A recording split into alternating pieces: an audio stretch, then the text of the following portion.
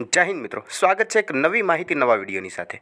મિત્રો વાત કરીએ તો અત્યારના તદ્દન એક નવા સમાચાર સામે આવ્યા છે।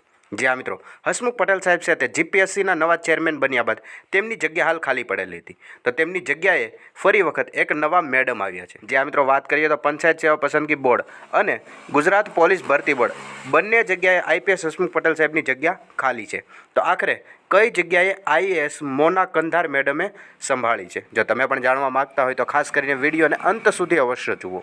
સૌપ્રથમ મિત્રો વાત કરીએ, તમે અહીંયા જોઈ શકો છો કે ગુજરાત પંચાયત પસંદગી બોર્ડ દ્વારા એક મહત્વનો પરિપત્ર અત્યારે જાહેર કરવામાં આવેલો છે, જેમની અંદર તે જણાવે છે કે ગુજરાત પંચાયત સેવા પસંદગી બોર્ડના અધ્યક્ષશ્રી તરીકે શ્રી આઈપીએસ હસમુખ પટેલ સાહેબ, જે મેનેજિંગ ડિરેક્ટર છે, તે ગુજરાત રાજ્ય પોલીસ આવાસ નિગમ ગાંધીનગરને નિયુક્ત કરવામાં આવેલા હતા જ્યારે તે આઈપીએસ હતા, જ્યારે પંચાયત સેવા પસંદગી બોર્ડની અધ્યક્ષ હતા ત્યારની વાત છે।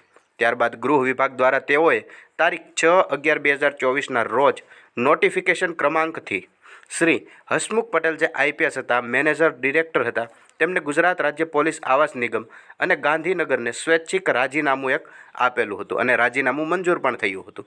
તો રાજીનામું આપવા પાછળનું કારણ તમે જાણો છો કે તે જીપીએસસીના નવા ચેરમેન બની ગયા છે। તો તેમની જે હાલની જગ્યાઓ હતી, જેમની અંદર ખાસ કરીને ગુજરાત પોલીસ ભરતી બોર્ડ અને પંચાયત સેવા પસંદગી બોર્ડના અધ્યક્ષની જે જગ્યા હતી તે હાલ ખાલી પડેલી છે। તો હસમુખ પટેલ સાહેબ ગુજરાત રાજ્ય પોલીસ આવાસ નિગમ ગાંધીનગરનું સ્વૈચ્છિક રાજીનામું મંજૂર થતાં તેમની જે જગ્યા ખાલી હતી, મતલબ કે ગુજરાત પંચાયત સેવા પસંદગી મંડળના અધ્યક્ષ તરીકેની જે જગ્યા ખાલી પડેલી હતી, તેમની જગ્યાએ હાલ શ્રીમતી મોના કંધાર, જે આઈએએસ છે, તેમને સોંપવામાં આવેલી છે। જે હા મિત્રો, ગુજરાત પંચાયત સેવા પસંદગી બોર્ડના નવા અધ્યક્ષ શ્રીમતી મોના ખંધાર મેડમને સોંપવામાં આવેલી છે। તેમની વાત કરીએ તો અગ્ર સચિવ, પંચાયત, ગ્રામ ગૃહ નિર્માણ અને ગ્રામ વિકાસ વિભાગને તેમજ ફરજો ઉપરાંત સોંપવામાં આવેલો છે અને એ પણ ગુજરાત રાજ્યપાલશ્રીના હુકમથી તેમને આ બધી વસ્તુ સોંપવામાં આવેલી છે। જે હા મિત્રો, આઈપીએસ હસમુખ પટેલ સાહેબની જે પંચાયત સેવા પસંદગી મંડળની અંદર અધ્યક્ષની જે જગ્યા ખાલી હતી, તે જગ્યાનો હવાલો અત્યારથી શ્રીમતી મોના ખંધાર, જે આઈએએસ છે, તેમને સોંપવામાં આવેલો છે। હવે એ જોવાનું છે કે આઈપીએસ હસમુખ પટેલ સાહેબની ગુજરાત પોલીસ ભરતી બોર્ડમાં અધ્યક્ષ તરીકેની જે જગ્યા ખાલી પડેલી છે, તેમની જગ્યાએ આખરે નવા અધ્યક્ષ કોણ આવશે?